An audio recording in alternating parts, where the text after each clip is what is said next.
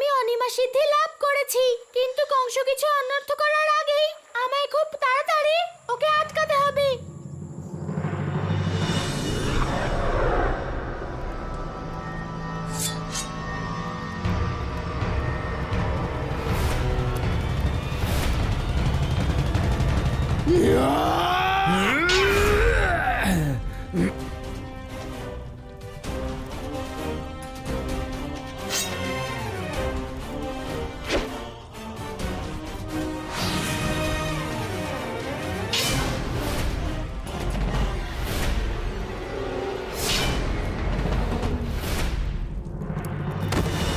মহারাজ,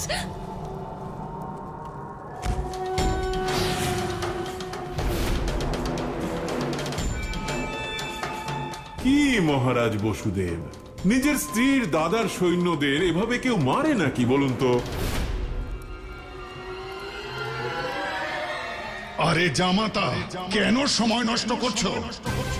তুমি কি ভেবেছো যে ত্রিলোকের দৃষ্টি রাখা ওই বিষ্ণু চুপচাপ বসে আছে? জামাতা, ওই নারায়ণ কোনো বাধা উৎপন্ন করার আগেই বিনাশ করো তার ওই অবতারকে।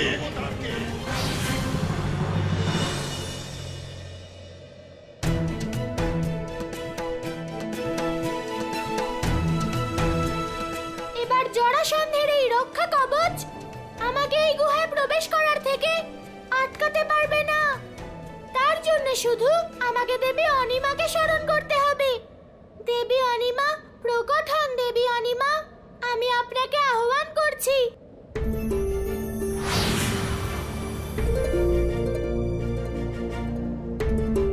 কানাই, আমার জন্য কি আদেশ?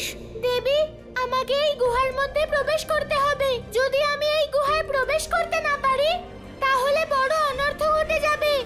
আমাকে এই গুহার ভিতরে প্রবেশ করিয়ে দিন। কানাই, এই দ্বার খুবই প্রবল আসুরিক শক্তি দ্বারা নির্মিত হয়েছে। বাইরে থেকে কোনোভাবে একে ভেদ করা অসম্ভব। এই শক্তিকে ভেদ করতে হলে তা আণবিক রূপে পরিবর্তিত হওয়ার দ্বারাই সম্ভব। কানাই, আমার হাত ধরো, আমি তোমাকে এই দ্বারের ওই পাড়ে নিয়ে যাচ্ছি। হ্যাঁ দেবী।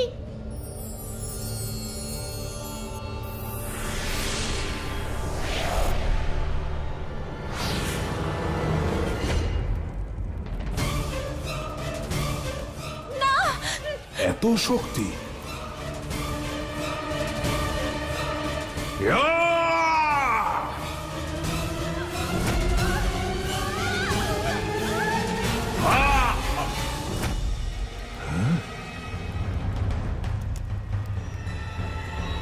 তুই এই সামান্য অস্ত্র দিয়ে ভগবান কংসকে বধ করবি? আরে মূর্খ, এবার বুঝতে পেরেছি যে এত ক্ষমতা থাকা সত্ত্বেও তুমি এখনো ওই বালককে হত্যা করতে পারছো না কেন। ওই বালককে বিনাশ করা তোমার দ্বারা সম্ভবই নয়।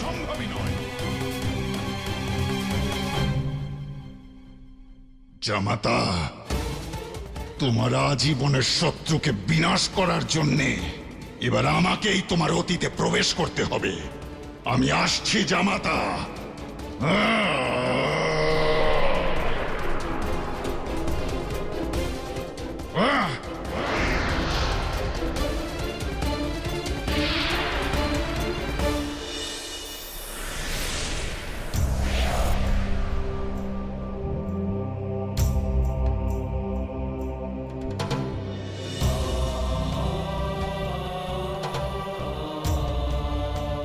দেবী, আমাদের যে করেই হোক কংস আর জরাসন্ধের অনুষ্ঠান ভঙ্গ করতে হবে। কংস আর জরাসন্ধকে অতীত থেকে বর্তমানে আনতে হবে। কানাই, দুজনেই এই সময় গভীর সমাধিতে রয়েছেন, আর এই অনুষ্ঠানকে ভঙ্গ করার শুধু একটাই উপায় আছে। ওনাদের ধ্যান আমাদের ভঙ্গ করতে হবে।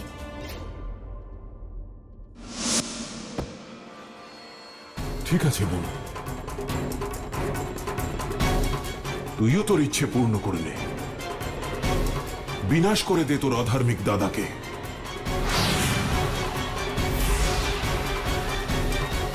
জামাতা,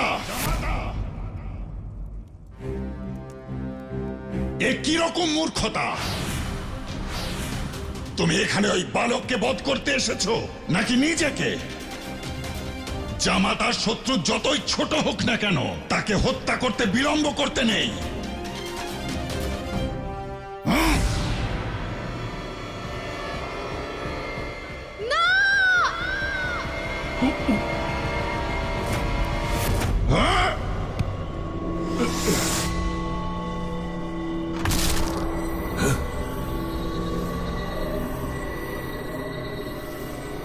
হ্যাঁ?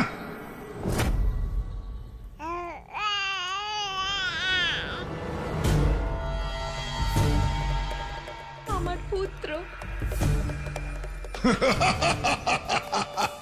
মন গদ গদ গদ হয়ে গেল। যে জরাসন্ধের সম্মুখে বড় বড় যোদ্ধা দাঁড়াতে পারে না, তাকে আজ এক স্ত্রীলোক প্রহার করবার চেষ্টা করছে। কেবল এক নারী নয়, বরং এক মা। মা? জামাতা, এ আমাদের নয়, আমাদের বহুমূল্য সময় নষ্ট করার চেষ্টা করছে। আর দেরি করো না জামাতা, বিনাশ করে এই বালককে।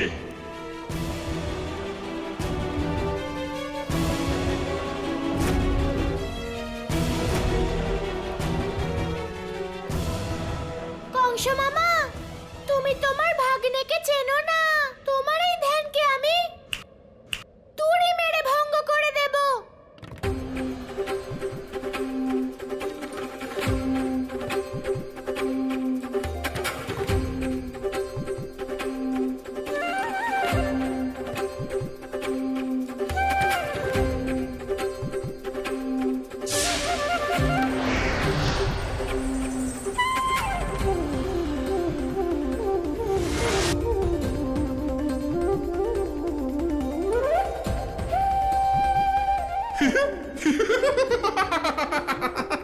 কে কে আমার কানের মধ্যে?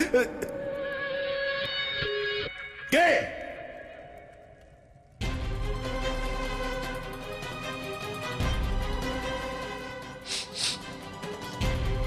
তবে কি কেউ আমাদের সমাধি ভঙ্গ করার চেষ্টা করছে? মনে হচ্ছে কংস মামা পুরো মন দিয়ে অতীতে আছে, তাই কংস মামার শরীরের উপর আমার কোনো চেষ্টার কোনো প্রভাব পড়ছে না। কিন্তু ওদের অনুষ্ঠান ভঙ্গ করার কোনো উপায় নিশ্চয়ই আছে।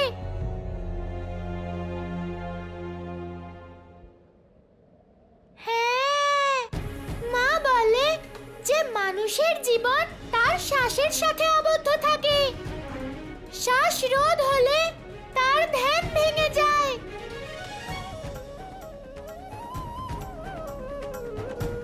দেবী, আপনার শক্তি দ্বারা ওদের শ্বাস রোধ করে দিন। কেবল এটাই একটা পথ আছে ওদের দুজনের ধ্যান ভাঙানোর। কানাই, তোমার বুদ্ধির কোনো তুলনাই হয় না। যেখানে কোনো পথই ছিল না, তুমি সেখানেও পথ খুঁজে বের করেছো।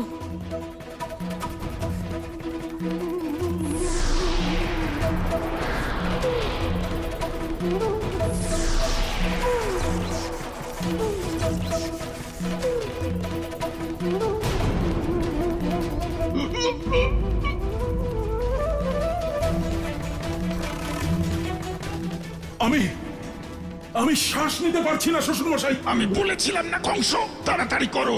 বিষ্ণু শান্ত হয়ে বসে থাকবে না।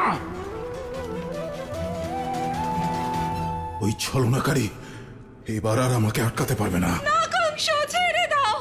এই মৃত্যুদূতকে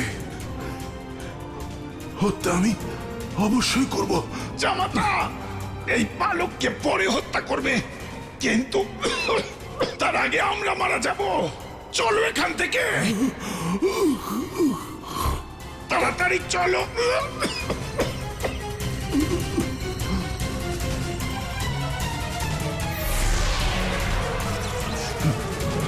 নিজের লক্ষ্যের এত কাছে পৌঁছেও আমি আর কিছুতেই মানব না।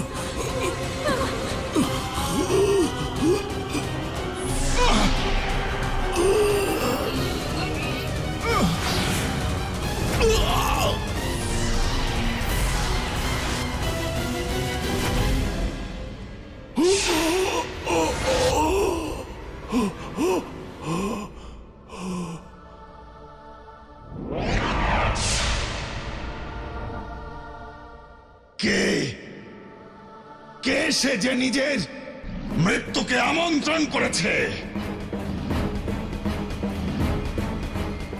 কে সে যে আমার কাল অনুষ্ঠানকে খণ্ডিত করেছে? দেবী, কংস আর জরাসন্ধ অতীত থেকে বর্তমানে ফিরে এসেছে। এখন আমাদের কাজ সম্পূর্ণ হয়েছে দেবী। এবার আমাদের ফেরা উচিত।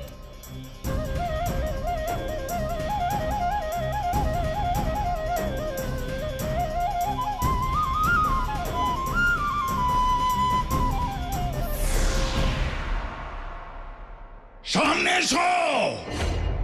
আস্তে আস্তে বলুন শ্বশুর মশাই, এত তীব্র স্বরে চিৎকার করার কোনো আবশ্যকতা নেই। জামাতা, তুমি কি বলতে চাইছো? নতুন করে কি আর বলবো? এই সমস্ত আয়োজন ব্যর্থ হওয়ার কারণ একমাত্র আপনি। আপনি যদি আমাকে 2 মুহূর্ত সময় দিতেন, তাহলে আমার ওই পরম শত্রু বিষ্ণুর ওই অবতার আজ আর জীবিত থাকতো না। জামাতা, তোমার এত দুঃসাহস যে তুমি উল্টে তোমার জীবন দাতাকে দোষ দিচ্ছ। মন গদ গদ গদ হয়ে গেল। মূর্খ, যদি তুমি অতীতে আর 1 মুহূর্ত থাকতে, তাহলে এখানে তুমি নয়, তোমার মৃতদেহ পড়ে থাকতো। জরাসন্ধ! জামাতা!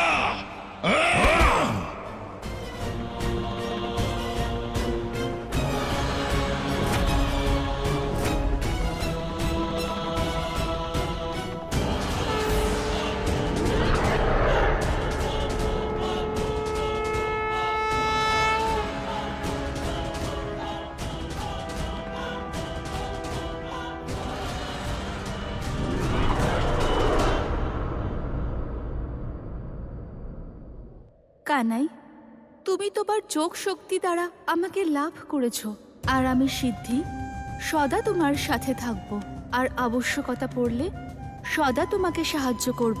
দেবী, আমি খুবই আনন্দিত যে অষ্টসিদ্ধির মধ্যে প্রথম সিদ্ধির আশীর্বাদ সর্বদা আমার সাথে থাকবে। আপনাকে ধন্যবাদ দেবী।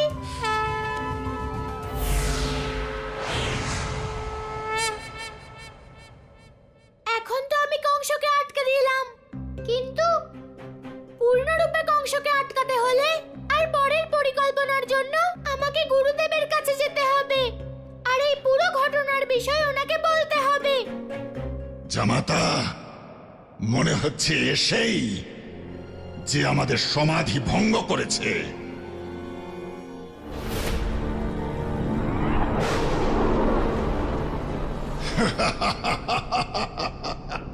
কাল, হে কাল, আমি কাল বিজয়ী জরাসন্ধ। আমি অতীত, বর্তমান আর ভবিষ্যৎ যে কোনো কালে যাতায়াত করতে পারি। জরাসন্ধ, তুমি ব্রহ্মাদেবের আশীর্বাদকে দুর্ব্যবহার করেছো। তুমি দৈব শক্তির প্রয়োগ মনুষ্য সমাজের বিনাশের জন্য করেছো। এই জন্যে আমি কাল তোমার শক্তি আজ আর এখন থেকে সমাপ্ত করছি। এখন তোমার জন্য এই কালের দরজা সদা সর্বদার জন্য বন্ধ হয়ে গেল জরাসন্ধ। হে কাল, আমি কাল বিজয়ী জরাসন্ধ। আমি আবার তোমায় জয় করব।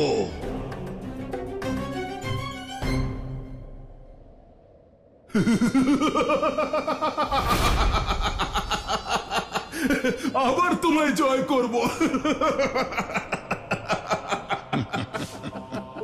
জামাতা, তুমি আমায় দেখে হাসছো? তোমার কি জরাসন্ধের পৌরুষের ওপর সন্দেহ আছে? আপনাকে দেখে হাসছি না, ওই ছলনাকারী বিষ্ণুর ছলনা দেখে হাসছি। আপনি এসেছিলেন আমাকে সাহায্য করতে, আর নিজেরই শক্তি হারিয়ে বসলেন। জামাতা, বিষ্ণু আমার শক্তি ছিনিয়ে নেয়নি, বরং ও আমার ইচ্ছা শক্তি, আমার দৃঢ় সংকল্পকে আরো দৃঢ় করে দিয়েছে। এবার তুমি দেখে যাও কিভাবে আমি বিনাশ করি ওর অবতার, ওই বালককে।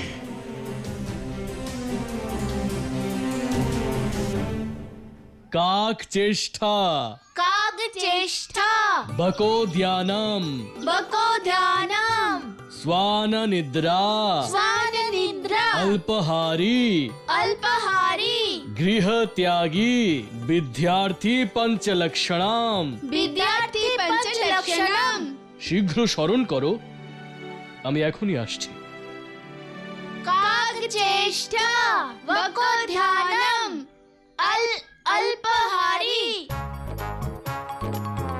মানতেই হবে দাদা, তুমি সারা দিনে অর্ধেক শ্লোক মুখস্থ করে ফেলেছো।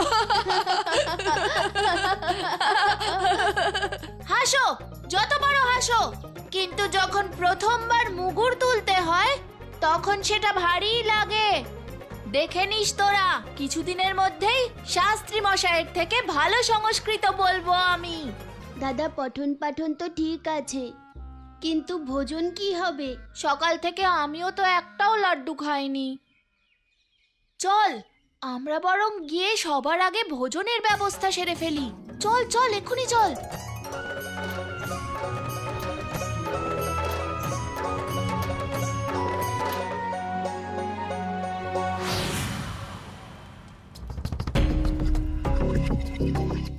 ওই বালককে স্মরণ করো। তোমার কোন অসুর যমুনার অপর পারে গিয়ে জীবিত ফিরে আসতে পেরেছে? ও, এর অর্থ হলো এই, যবে থেকে ওই বালকের জন্ম হয়েছে তোমার কোন অসুর কোন বৃন্দাবনবাসীর অনিষ্ট করতে পারেনি। চেষ্টা তো অনেক করেছে, কিন্তু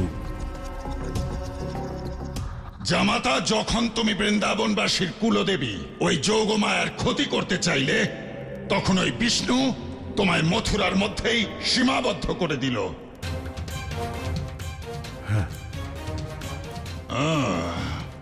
তাহলে এর অর্থ হলো এই যে বিষ্ণু অবতারের ওই বালক বৃন্দাবনেই বাস করে আর বৃন্দাবনবাসীদের অত্যন্ত ভালোবাসে।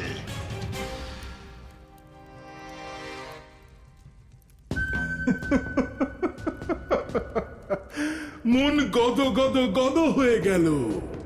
এই বয়সেও কি অদ্ভুত নতুন কথা বললেন আপনি শ্বশুর মশাই।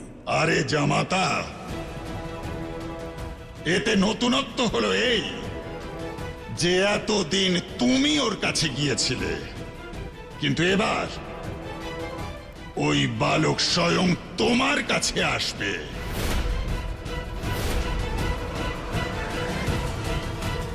দাদা, লুকিয়ে লুকিয়ে কি করছো দাদা?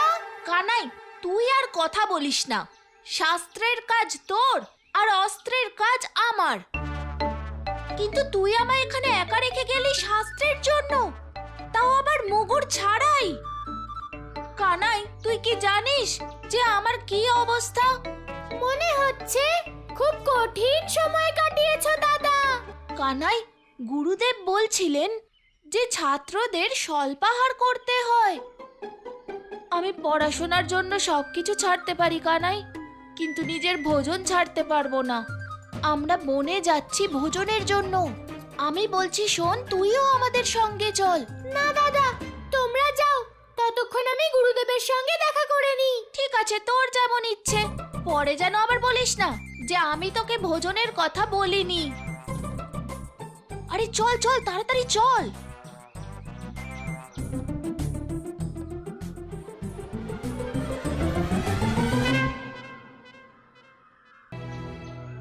যাকে আমি এতদিন খুঁজেও পাইনি, সে নিজে এসে ধরা দেবে আমার কাছে।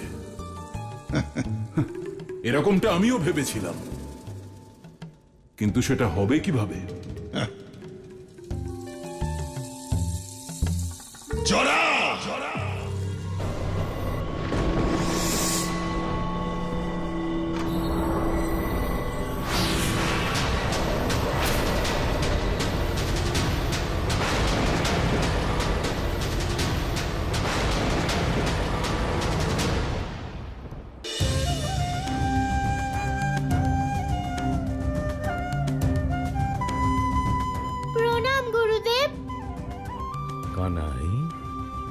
তোমার মুখের প্রসন্নতা দেখে বুঝতে পারছি যে তুমি জরাসন্ধ আর কংসকে অধর্ম করা থেকে আটকাতে পেরেছো। হ্যাঁ গুরুদেব, এখন আমরা নিশ্চিন্ত হয়ে শিক্ষা লাভ করতে পারি।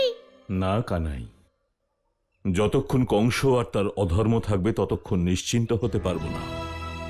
কানাই, তোমাকে শিক্ষা লাভ করে নিজেকে সক্ষম, সমর্থ এবং সিদ্ধ করে তুলতে হবে, যাতে ভবিষ্যতে আসা যে কোনো রকম সমস্যার সমাধান আমরা অতি সহজেই করতে পারি।